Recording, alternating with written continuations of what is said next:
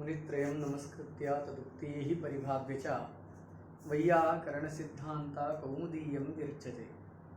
श्री गुरु चरण कमलेभ्यो नमः। आज की कक्षा में हम लोग श्लाघ्नु स्थासपाम गीप्स्यमानः इस सूत्र का अध्ययन करेंगे। सूत्र में दो पद हैं। श्लाघ्नु स्थासपाम यह षष्ठी के बहुवचन का रूप है और गीप्स्यमानः यह प्रथमा के एकवचन का रूप है। द्विपदात्मक यह सूत्र है। ये जो पहला पद है श्लाघ्नु स्थासपाम, यह एक समस्त पद है। यहाँ चार धातुओं का समास हुआ है। मतलब पहली धातु क्या है? एक श्लाघ पद है, तो धातु है यहाँ श्लाघ्रि कथ्यने, ये धातु है श्लाघ्रि कथने धातु है। इसका मतलब है प्रशंसा करना। प्रशंसा अर्थ में ये श्लाघ्रि धातु का प्रयोग होता है। फिर एक धातु है नुंग धातु, अपनयनी। इसका अर्थ है क्षिपाना। क्या धातु है? नुंग अपनयनी। इसका अर्थ है अपनयन।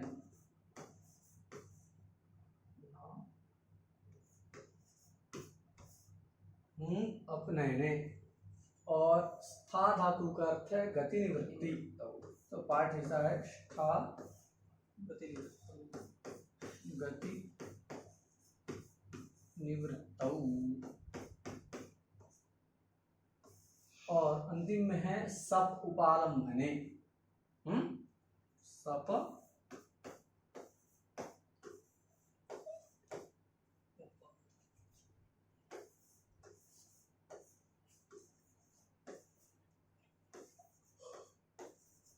ये चार धातुएं इसमें परिगणित है। श्लाघ्रि कथने धातु है जिसका अर्थ है प्रशंसा करना। फिर नुंग अपनयने धातु है जिसका अर्थ है छिपाना।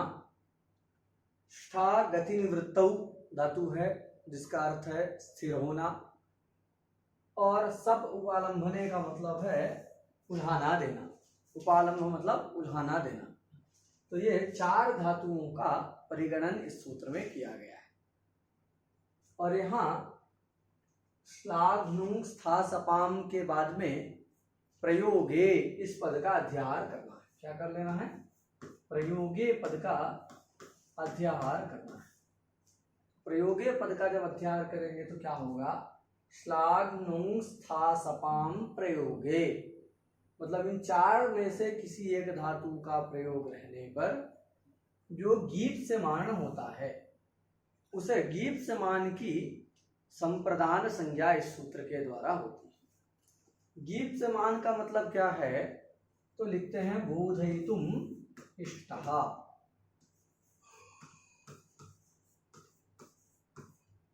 बोधयितुम इष्टः, ये गीप्स्यमान का अर्थ है। बोधयितुम इष्टः मतलब जिसको बतलाना हो तो उसको क्या कहेंगे? गीप्स्यमान कहेंगे। जो ज्ञान का विषय बन रहा है अथवा जिसको बतलाना है तो उसको गीप्स्यमान कहेंगे। तो अभी सामान्यतः सूत्र का अर्थ क्या हो गया? तो इन सभी धातुओं का बोध कराने के लिए हम एतत् शब्द का प्रयोग कर दिए, तो हो गया एषाम प्रयोगे। एषाम शब्द का अर्थ क्या है? श्लाघ्नु स्थासपाम धातूनाम, ये सब धातुएं हैं। तो अब धातु नाम पद को भी स्पष्ट प्रतिपत्ति के लिए उच्चारण कर सकते हैं, जिससे अर्थ होगा श्लाघ्नु स्थासपाम धातूनाम प्रयोगे बोधयितुम इष्टः। यह गीप्स्यमान का अर्थ। तो बोधयितुम इष्टः संप्रदान संज्ञस्य। क्या तात्पर्य है कि इनमें से किसी एक धातु का प्रयोग रहने पर जो गीप्स्यमान है, मतलब जिसको बतलाना है, जिसको ज्ञापन करना है, बतलाना है, ऐसा जो कारक होगा उस कारक की इस सूत्र के द्वारा संप्रदान संज्ञा हो जाती है। और संप्रदान संज्ञा का फल क्या है? तो चतुर्थी विधान ही उसका फल है। ठीक है, जिसको हटा देते हैं हम, एक एक उदाहरण से देखते हैं।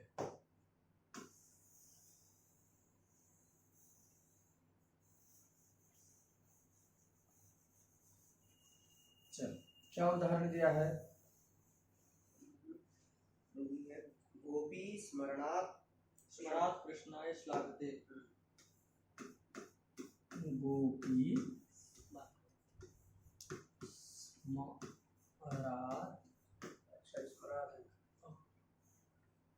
कृष्णाय श्लाघते। नुते तिष्ठति यमदेव। श्लाघते नुते तिष्ठते शपते। एक ही अभी लिख करके समझते हैं। गोपी स्मरात् कृष्णाय श्लाघते। तो जो गोपी है वह क्या कर रही है? कृष्ण की श्लाघा कर रही है, हैं? कृष्ण की प्रशंसा कर रही है, कृष्ण की स्तुति कर रही है। और स्तुति के माध्यम से वो अपने अभिप्राय को, अपने प्रेम को उन भगवान को बतलाना चाह रही है प्रशंसा के माध्यम से। तो यहाँ बोधयितुम इष्टः कौन है? कृष्ण। कृष्ण को ही बतलाना है ना। स्वाभिप्राय जो गोपी का है, उस अभिप्राय को किसको बतलाना है? कृष्ण को ही बतलाना है। वो कैसे कर रही है? तो श्लाघते, प्रशंसा के द्वारा।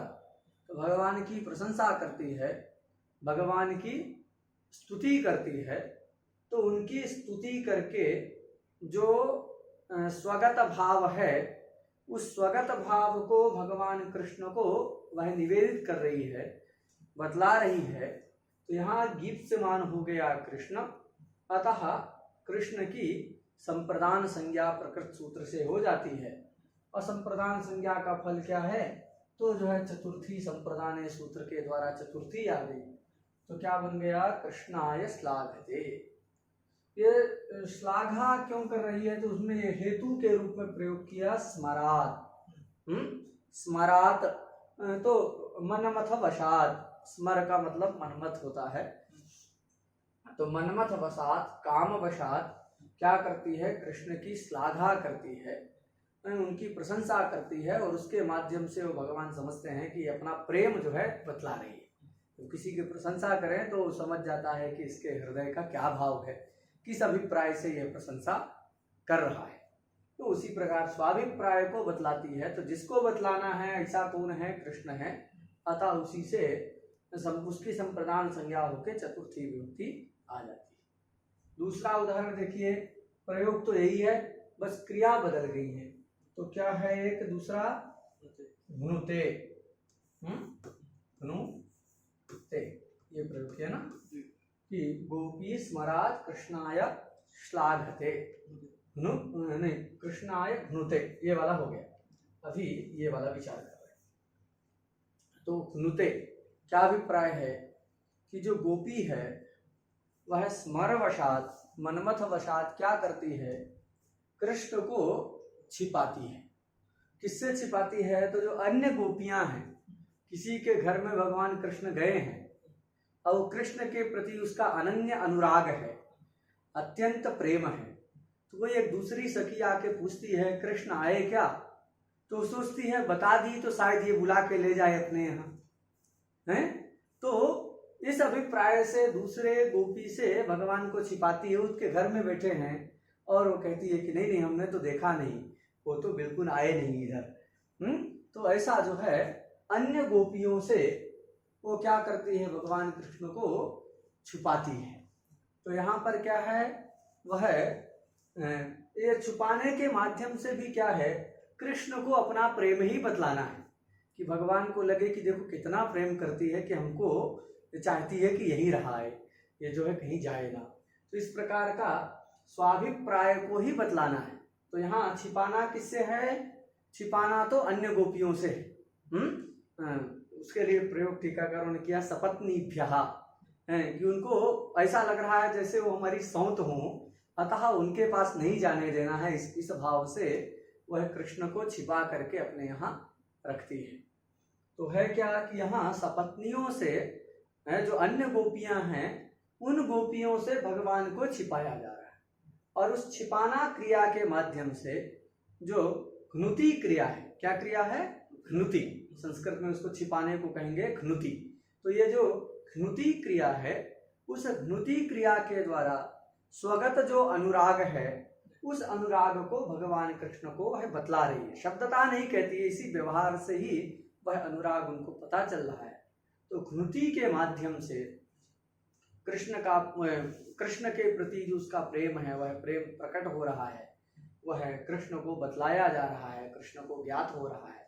तो गीत समान हो गए, बोधयितुम इष्टः हो गए कृष्ण, अतः कृष्ण की संप्रदान संज्ञा होकर के चतुर्थी विभक्ति हो जाएगी। ये हेतु के रूप में सब जगह स्मराज का प्रयोग किया है। तीसरे धातु का क्या है? स्था धातु है। तो स्था धातु के लिए क्या लिखा? तिष्ठते। तिष्ठते। तिष्ठते का अभिप्राय ऐसा समझिए कि भगवान कृष्ण प्रातः काल गायों को लेकर के उनको चराने के लिए जाते हैं, और जब वो जाते हैं, ऐसा वर्णन आता है पुराणों में कि जब वो जाते हैं तो प्रायः गोपियां सब उनका दर्शन करने के लिए अपने घर के द्वार पर आ जाती हैं, और वो खड़ी रहती हैं कि अभी जा रहे हैं, वहां से आ रहे हैं, देखते रहते हैं। तो उस स्थिति के माध्यम से, स्व की जो स्थिति है, उस स्थिति मतलब गति निवृत्ति, तो कहीं आ जा नहीं रही, वही वहीं एकाग्र होकर के स्थिर होकर के उनके दर्शन के लिए खड़ी है। तो क्या है? स्थिति के माध्यम से यहाँ तिष्ठ धातु, स्था धातु का प्रयोग है ही। पूरा वाक्य यही है, गोपी स्मरात कृष्णाय तिष्ठते। तो यहाँ स्वस्थिति के माध्यम से अपना जो हृदयगत अनुराग है, उस अनुराग को कृष्ण को बतलाना चाहती है। तो अतः बोधयितुम इष्ट कौन हो गए? गीप्यमान हो गए कृष्ण, अतः कृष्ण की संप्रदान संज्ञा होकर के चतुर्थी विभक्ति हो जाती है। कोई भी व्यक्ति होगा, आप आ रहा है, आप उसके लिए श्रद्धा से खड़े रहेंगे, विनम्रता से, तो क्या लगेगा? भाई ये इनके प्रति जो है प्रेम है। अभी कोई नेता भी आ जाता है तो लोग देखो रैली निकलती है, सब खड़े रहते हैं, क्या लगता है कि भाई जो इतने लोग सब उससे प्रेम कर रहे हैं नेता से, है ऐसा होता है कि नहीं होता? भगवान जाते हैं तो वहाँ स्थित हो करके अगल बगल उनके वो जब वापस आते हैं तो इंतजार में रहती हैं कब आएंगे तो हम उनका दर्शन कर पाएंगे। तो ऐसा आता है एक जगह कि वो कहती हैं कि आँख जिसका है तो उस आँख का परम फल यही है कि भगवान का दर्शन करे, नहीं तो मोर के पंख में बना हुआ जो आँख है उसी तरह वो व्यर्थ है। अक्षणवताम फलविदम न परम विदामहा, कि जो आँख वाले हैं उनका तो यही परम फल है, इससे अतिरिक्त कोई फल जो है हम नहीं समझती हैं, नहीं जानती हैं। तो ऐसा स्थित होकर के वहाँ भगवान का क्या करती हैं? दर्शन जो है करती हैं, और स्थिति के माध्यम से, स्वस्थिति के माध्यम से स्वहृदयगत जो भगवान के प्रति अनुराग है, उस अनुराग को कृष्ण को बतलाती हैं। अतः बोधयितुम इष्ट जो कृष्ण है उसकी संप्रदान संज्ञा होकर के चतुर्थी विभक्ति हो जाती है। फिर अंतिम में आता है सप धातु। क्या धातु है? सत्य। क्या लिखा है? सपते, ऐसा प्रयोग किया। तो सप उपालंभने धातु अभी हमने देखा था पहले। तो सप धातु का क्या है? उल्हाना देना। वह उल्हाना देती हैं, कुछ शिकायत करते हैं ना, तो उसमें भी प्रेम जो है व्यक्त होता है? तो यहाँ ये सपते उल्हाना भगवान कृष्ण को देती हैं। अरे वो जब वो चले जाते हैं, अंतर ध्यान हो जाते हैं रासलीला के प्रसंग में, तो आते हैं तो कहते हैं तुम जो है बड़े निर्दयी हो, हैं जो है तुम कुरुद्रोही, ऐसा कुछ कुछ कहती हैं सब। तो वो जो है क्या है? उलाना देना जो है, उसके माध्यम से भी स्व हृदयगत जो है प्रेम ही प्रकाशित करती है। तो यहाँ बोधयितुम इष्ट कृष्ण है, अतः कृष्ण की संप्रदान संज्ञा होकर के प्रकृत सूत्र के द्वारा चतुर्थी विभक्ति हो जाती है। ठीक है ना? तो हम लोगों ने सब जगह देखा कि जो देखो बोधयितुम इष्ट तो सब जगह कृष्ण ही है, और यहाँ क्या है? प्रशंसा के विषय में थोड़ा सा मतभेद है। अभी हम लोगों ने पढ़ा कि कृष्ण की प्रशंसा करती हैं, स्तुति करती हैं, यह एक पक्ष है। कुछ लोग व्यवहार करते हैं कि ये जो श्लाघ्री धातु है, इसका प्रयोग आत्म प्रशंसा के लिए होता है। वैसा शास्त्रों में आया है कि आत्म श्लाघा नहीं करनी चाहिए, मतलब आत्म प्रशंसा जो है नहीं करनी चाहिए। तो ऐसा भी कहते हैं कि अपनी ही प्रशंसा कहती है कि देखो हम कितने सुंदर हैं, हम कितनी सीधी हैं, ऐसा ऐसा आत्म प्रशंसा करके और भगवान के प्रति प्रेम प्रस्तुत करती हैं, अपना अनुराग व्यक्त करती हैं, ऐसा भी कुछ लोगों ने लिखा है। लेकिन इस प्रकार से जैसे हम लोगों ने पढ़ा उसको मानने में भी कोई दिक्कत नहीं आती। ठीक है, और कुछ है इस सूत्र में? हाँ, ये गीप्समानः पद का प्रयोजन क्या है, इसको क्यों रखा? मतलब अभिप्राय क्या है कि केवल श्लाघ नुंग स्था सपाम इतना सूत्र बना देते, प्रयोग एक अध्याय कर लेंगे, संप्रदानम की अनुवृत्ति आ ही रही है, तो अर्थ हो जाता कि श्लाघ्री नुंग स्था सप इन धातुओं के प्रयोग रहने पर संप्रदान संज्ञा होती है। तो कृष्ण की संप्रदान संज्ञा हो ही जाती इन उदाहरणों में, फिर ये गीप्समानः कहने की क्या जरूरत है? तो इसका उत्तर देते हुए लिखते हैं क्या? देवदत्ताय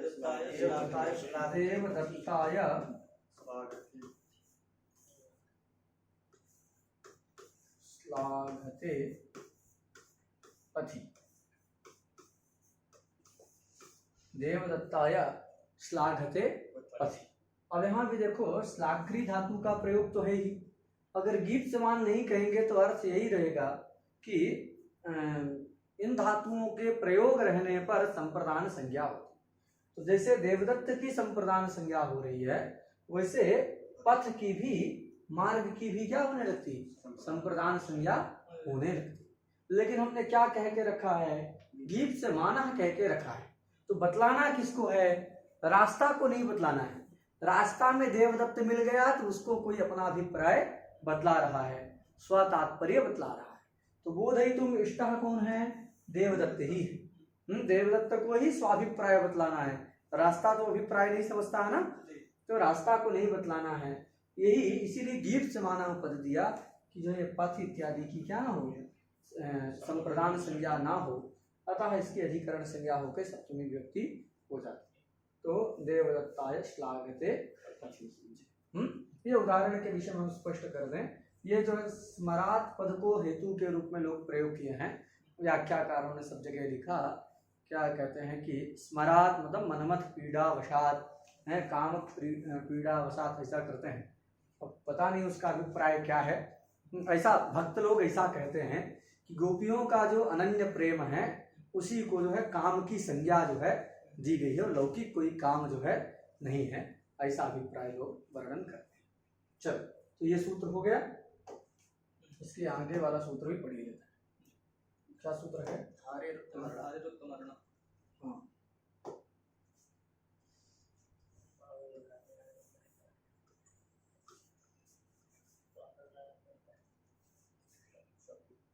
धारे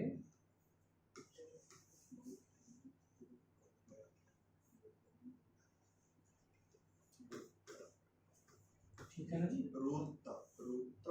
हैं? क्या बोलता है? अच्छा, ठीक है जी। धारे रुत्तमर्णः, क्या सूत्र है?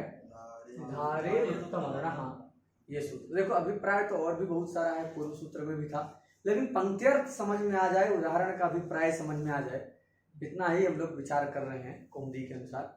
बाकी बात सब जो है बड़े ग्रंथ में आप देखिएगा। तो सूत्र क्या है? धारे रुत्तमर्णः। सूत्र में दो पद हैं। पहला पद है धारे है, ये षष्ठी के एक वचन का रूप है, और दूसरा पद है उत्तमर्णः, ये प्रथमा के एक वचन का रूप है। तो द्विपदात्मक ये सूत्र है। अब इसमें देखो ये भी संप्रदान संज्ञा करने वाला ही सूत्र है, उसी क्रम में आ रहा है।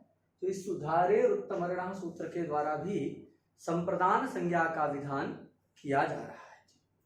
पहले देखो ये धारे लिखा है, क्या अभिप्राय इसका? तो यहाँ ध्रींग धातु है। क्या धातु है?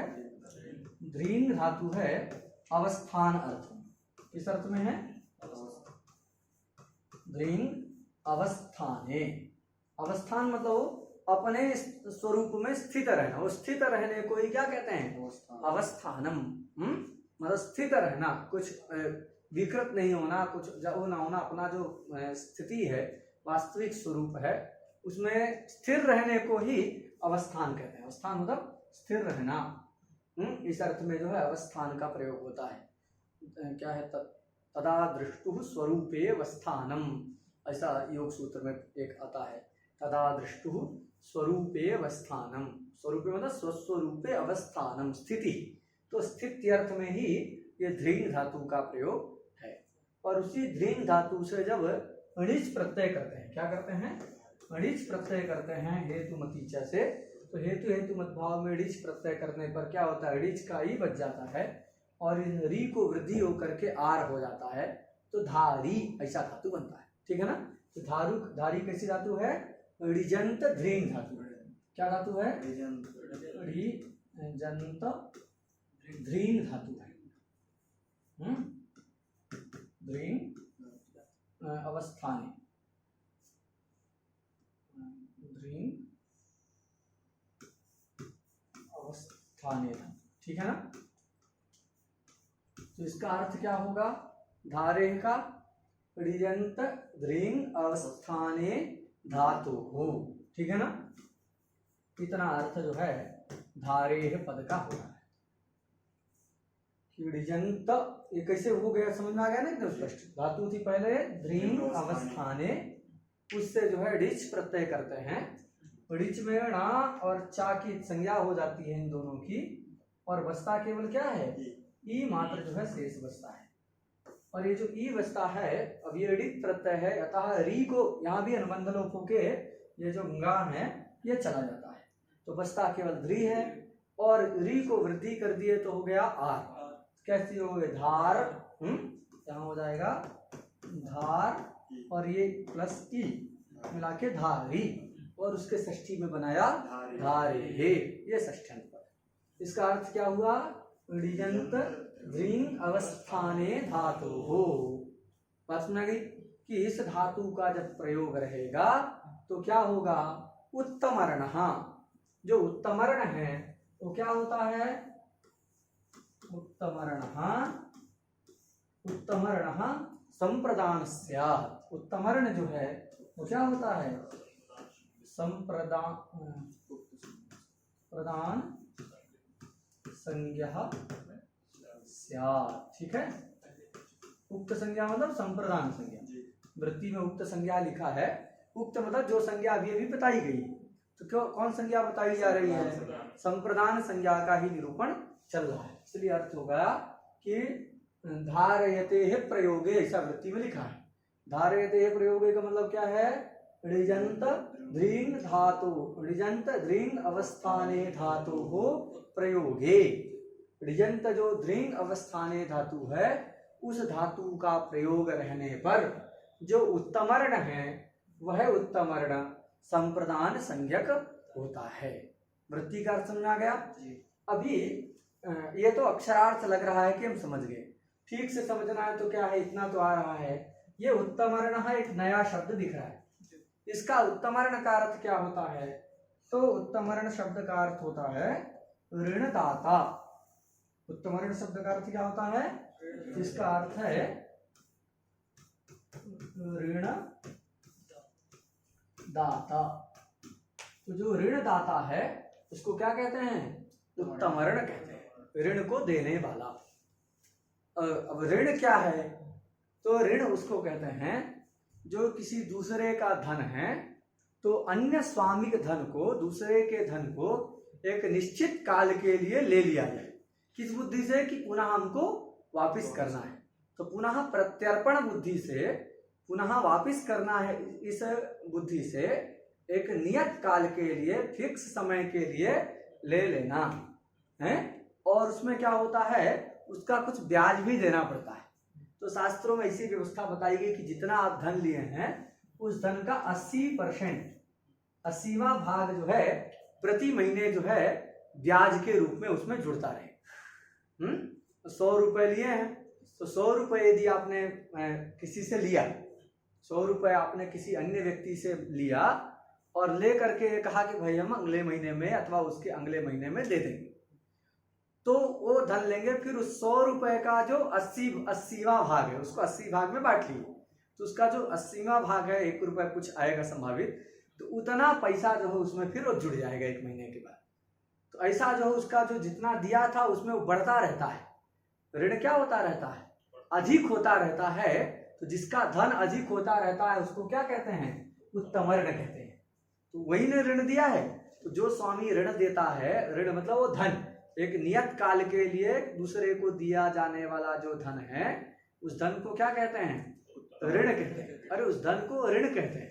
और वो जो ऋण है, वो जो द्रव्य है, वह प्रति माह है जो है 80वां भाग उसका है, उतना जो उसमें बढ़ता रहता है। तो उसमें ऋण का क्या होता है, उत्तम मतलब आधिक्यम।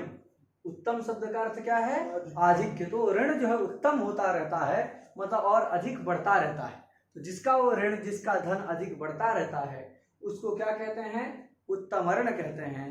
वो कौन होता है, ऋणदाता।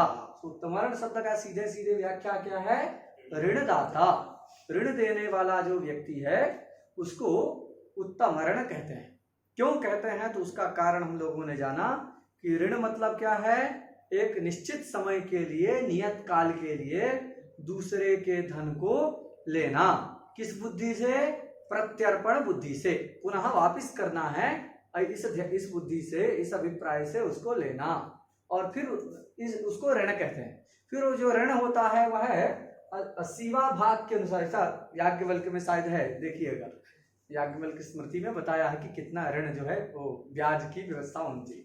तो 80% जो है, 80% नहीं हो मतलब उसका 80वां भाग, उसको 100 रुपए का जो 80 भाग करेंगे, विभाग करेंगे, तो 1 रुपया कुछ पैसा जो आएगा उतना जो उसमें बढ़ता रहेगा। तो जो ऋण था वो क्या हो रहा है, और अधिक होता जा रहा है। उत्तम मतलब उसकी वृद्धि होती जा रही है, अधिक होता जा रहा है। इसीलिए जिसका धन अधिक हो रहा है उसको क्या कहते हैं, उत्तम ऋण कहते हैं। ठीक है ना। और जो ऋण लेता है उस लेने वाले व्यक्ति को क्या कहते हैं जी, अधम ऋण कहते हैं। क्या कहते हैं, अधम ऋण। हाँ, ये ऐसा प्रयोग होता है। ये अधम ऋण मतलब ऋण लेने वाला, ग्रहीता। ठीक है ना, ऋण ग्रहीता। तो ऋण ग्रहीता को, ये छूट गया क्या, ठीक तो है, अधम ऋण।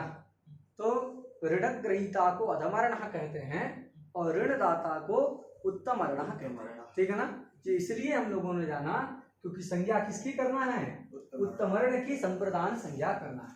तो उत्तम ऋण है तो कोई ना कोई अधम ऋण भी होगा। तो दोनों को हमको समझ लेना चाहिए कि उत्तम ऋण किसको कहते हैं और अधम ऋण किसको कहते हैं। ये इतने में समझ में आ गया होगा। चलिए, तो अर्थ क्या हुआ सूत्र का, ऋजंत ध्रींग अवस्थाने धातु का प्रयोग रहने पर, धातु हो प्रयोगे का अध्याहार करना है। यहाँ पर प्रयोगे पद का अध्याहार करना है, अध्याहार से वो आ जाएगा। तो क्या होगा, ऋजंत ध्रींग अवस्थाने धातु हो प्रयोगे उत्तम ऋण संप्रदान संज्ञक स्यात्। जो उत्तम ऋण है वह संप्रदान संज्ञक हो जाता है। उदाहरण से समझने का प्रयास करिए। क्या उदाहरण दिया है, भक्ताय धारयति मोक्षम हरि। तो भक्ताय धारयति मोक्षम हरि, मोक्षम हरि हरि। हरि, हाँ ठीक है ना। भक्ताय धारयति मोक्षम हरि। तो भक्ताय धारयति मोक्षम हरि, यहाँ पर क्या है, ये देखिए भक्त हो ऋणदाता है और जो है ये हरि हैं, ये जो है ऋण ग्रहीता है, अधम ऋण है। कैसे ये हुआ, तो कहे भैया देखो भक्त जो है क्या करता है, कुछ भगवान को अब स्मरण कर रहा है, उनको पत्र दे दिया, पुष्प दे दिया, कभी जल चढ़ा दिया, वो सब भगवान ग्रहण करके प्रसन्न होते हैं और इतने कृतकृत्य हो जाते हैं कि वो समझते हैं कि मैं इसका ऋणी बन गया। अभी हम लोग कितने को कुछ दे देते हैं, किसी से कहीं कुछ ले लेते हैं, लेकिन उसका उपकार नहीं समझते हैं। ऐसा होता है ना कि अरे ये तो इसका काम है, ध्यान नहीं देते हैं।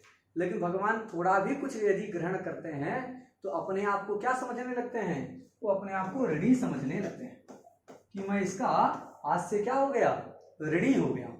तो भगवान क्या, तो छूट है, जो कुछ हो सो दे दो, है अच्छी चीज ना हो तो बुरी चीज दे दो, अपना काम क्रोध लोभ मोह मद मात्सर्य कुछ भी हो सब भगवान को समर्पित कर लो, वो उसी से प्रसन्न हो जाते हैं। नहीं तो बड़ा प्रसिद्ध गीता का श्लोक है, पत्रम पुष्पम फलम तोयम यो में भक्त्या प्रयच्छते। तो चाहे वो पत्ता हो, कोई तुलसी वाला हो जरूरी नहीं, तुलसी का है तो अच्छा है, नहीं तो पत्रम लिखा है, नाम नहीं लिखा है, क्या है, जो पत्ता हो चढ़ा दीजिए। तो पत्रम पुष्पम फलम तो ये मतलब जल, तो जो कुछ भी मिले आप उसको दे दीजिए, भगवान उसी को ग्रहण करके क्या हो जाते हैं, संतुष्ट हो जाते हैं, कृतकृत्य हो जाते हैं, और ये समझने लगते हैं कि इसने तो मुझे दिया है, अब इसका मैं ऋण ले लिया हूँ, उसको ऋण समझने लगते हैं। उस छोटी सी वस्तु को भी आप जो समर्पित किए उसको भी भगवान स्वीकार करके अपने आप को ऋणी मानने लगते हैं कि यह जो ऋण है, अब उस ऋण को याद में रख करके कि इसको तो मुझे चुकाना है। भगवान क्या सोचते हैं कि ये जो मैं ऋण लिया, ग्रहण तो कर लिया, तो अब इसको ले लिया तो इसके बदले में मुझे क्या करना है, वो ऋण चुकाना है। तो ऋण चुकाने के रूप में वो क्या देते हैं, मोक्ष को धारण करते हैं उस भक्त के लिए। क्या करते हैं, वो मोक्ष को फिक्स कर देते हैं कि भैया इसके लिए रिजर्व सीट, तो ऐसा जो है मोक्ष उसके लिए धारण करते हैं। तो यहाँ देखो ऋणदाता कौन है, भक्त है ना, पत्र पुष्प इत्यादि के रूप में उसने कुछ दिया और उसी से भगवान क्या हो गए, वो जो है अपने आप को ऋणी समझने लगते हैं। तो ये भक्त हो गया कौन, उत्तम ऋण हो गया, क्योंकि उसको वापिस करना है भगवान। देखो ऐसा नहीं है कि वो रखे रहते हैं, नहीं देते हैं, भूलते नहीं है कभी, उनको वापिस करना है, वो निश्चित रहता है कि हमको इसको वापिस देना है, प्रत्यर्पित करना है। तो भक्त ने दिया और उसके बदले में वो मोक्ष को उसके लिए फिक्स करके रख लेते हैं कि समय आने पर इसको, समय पर ही चुकाया जाता है ना, तो निश्चित कर लेते हैं कि इसको ये मोक्ष देना है। तो यहाँ भक्त जो है क्या है, उत्तमरण है, क्योंकि पहले वही दिया है, उसके बदले में फिर उनको मोक्ष जो है देना है, प्रत्यर्पित करना है। तो भक्त ने पत्र पुष्प इत्यादि कुछ दिया और उसको ग्रहण करने वाले हरि हैं। तो ये भक्त क्या हो गया, उत्तमरण है, हरि जो है अधमरण है। तो यहाँ देखो ये धारयति प्रयोग है ना, यही लिखा था धारयते प्रयोगे, धारयति मतलब ऋजंत ध्रीम अवस्थाने धातु का प्रयोग यहाँ दिख रहा है। तो उस धातु के प्रयोग रहने पर उत्तमरण जो भक्त है, इस भक्त की क्या हो गई, इसकी संप्रदान संज्ञा हो जाती है, और संप्रदान संज्ञा होने के बाद चतुर्थी संप्रदान सूत्र से ही यहाँ ये चतुर्थी विभक्ति हो गई, जिससे भक्ताय धारयति मोक्षम हरि, मोक्ष जो है भगवान हरि भक्त के लिए धारण करते हैं कि इसको ये मोक्ष जो है क्या करना है, प्रत्यर्पित करना है उस ऋण के बदले में। देखो ऐसा कोई उदार व्यक्ति होगा, इतने में हो सोचने लगे कि जो है बताओ इसने हमको दिया, इसके पास कुछ नहीं था, जल भी दिया, स्वयं नहीं पिया, हमको दिया, ये समझ करके वो ऋणी हो जाते हैं। और हम लोग कोई दे देता है, कितना दिया है, क्या है, ऐसा सोचते हैं। चलो ये हटा दें, और कुछ और है ना सूत्र में जो क्या है, उत्तमरणः की, हाँ यहाँ उत्तमरणः पद दिया है, तो ये उत्तमरणः पद का प्रयोजन क्या है, यही हम क्वेश्चन मार्क लगाए। ये उत्तमरणः जो इतना पद है, इस उत्तमरणः का प्रयोजन क्या प्रयोजन है, ऐसा क्यों कहा कि जो ऋणदाता है वही संप्रदान संज्ञक होगा, ऐसा क्यों कहा। तो उसके लिए क्या उदाहरण दिया कि अधिकरण का, उसका जो आश्रय है उस अधिकरण की संप्रदान संज्ञा ना हो, इसके लिए क्या किया है, देवदत्ताय शतं, ये जैसे उदाहरण दे रहे हैं, देवदत्ताय शतं धारयति ग्रामे, शतं धारयति ग्रामे, धारयति ग्रामे, ठीक है। मतलब कोई देवदत्त से पहले लिया था, फिर 100 रुपए उसको गांव में दे रहा है, सबके सामने की बात में इन्हें कहे किसने लौटाया नहीं। तो क्या करता है, 100 रुपए कभी लिया होगा, फिर वो जो है देवदत्त को शतम धारयति, उसको उसके निमित्त जो है पुनः अर्पित करता है। तो यहाँ पर देखिए ग्राम की जो है क्या ना हो, ग्राम की संप्रदान संज्ञा ना हो, इसके लिए क्या कहा है, उत्तमरण। तो ऋणदाता कौन है? देवदत्त है। ग्राम ने नहीं दिया, ग्राम तो उसका अधिकरण है, गांव में ही वो दिया है, लेकिन ग्राम दाता नहीं है ना, इसलिए उत्तमर्णः कह दिए। तो देवदत्त की तो क्या होती है? संप्रदान संज्ञा होती है, किंतु ये जो उसका जो आधार है ग्राम, उस ग्राम की संप्रदान संज्ञा नहीं होती। अतः ग्राम की संप्रदान संज्ञा का वारण करने के लिए ही सूत्र में उत्तमर्णः इस पद को रखा गया है। ठीक है ना? चल, ये सूत्र हो गया। इस समय है